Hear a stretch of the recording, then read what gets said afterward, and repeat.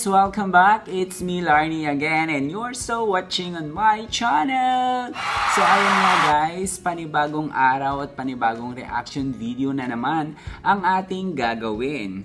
At ngayon nga ay bibigyan natin ng reaksyon ang naging performance ni Zephanie Dimaranan kagabi sa The Final Showdown ng Idol Philippines! Ayun nga guys, bali magre-recap lang tayo. Napili na nga ng mga judges at ng taong bayan ang top 3 ng Idol Philippines na kinabibilangan ni Zephanie, ni Lucas at ni Lance Busa.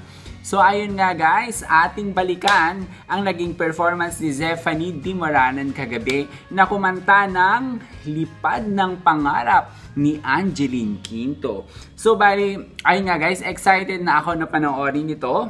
So without further ado, let's begin. Ayan. Ang next performer naman natin, dasal daw ang pinakamatibay na naging sandata niya sa kanyang kasalukuyang tagumpay. At ilan sa madaming nagdarasal para sa kanya ay ang mga kababayan niya sa Binyan, Laguna. Samahan natin si Zeph sa pagbabalik niya sa kanyang hometown. Watch this. So Zephanie is from Binyan, Laguna. Patuloy na sumusuporta at nagmamahal sa amin. At sisimulan ko po yun sa pag-uwi ko sa pinakamamahal naming bayan. Super proud yung mga taga-Binyan sa kanya. Welcome nila sa akin. Sobrang Kahit sino naman, di ba? napaka-warm. Parang feel na feel ko talaga na proud sa akin yung mga kababayan ko dito. So after po sa City Hall, nagulat po ako na may pa-motorcade. May pa-motorcade ang ating mo. Kitang-kita mo yung mga tao Hello, na nag-hi sa'yo, yung mga banners. Ngayon po, nandito po ako sa school ko. Namiss ko yung mga classmates ko, yung mga teachers, and lahat ng friends ko.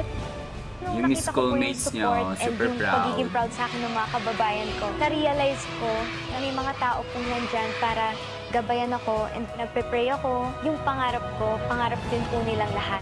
Kaya dahil po doon mas na-inspire akong lumaban at mas gawin silang proud. Andyan.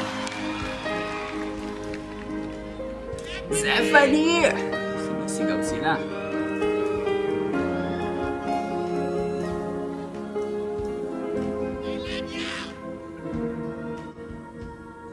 Taglay mo sa pagmis ng iyong paghayo, ang pangako ng walang hanggang bukas. Papaunat sa'yo, hapdi ng puso, aabutin ang mga Galing. at ang buong gusto pagsisihan, pagulat ng bayang nililiyan. Kapalit na dalamhati maghihirap, paganap na kabuhayang marilan. Lima rito ang hangganan ng langit. Si Verson, nagpe-pray siya. Sa iyong makakamit ang tagumpay na bunga ng iyong pagpupulagi. Char. Pangarap ng inang bayan,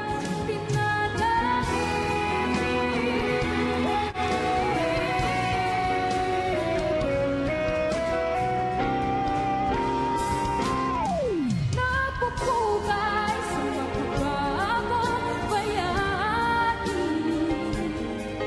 Ang buong bansa'y nagpapasalamat. Ang galing.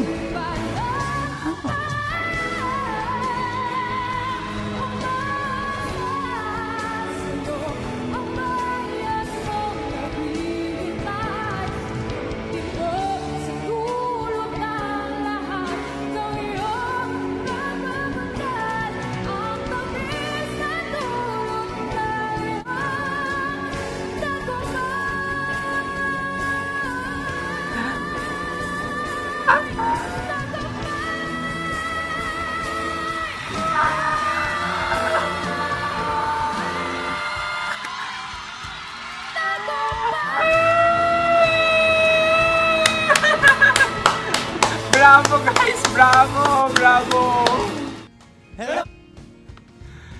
Ang galing!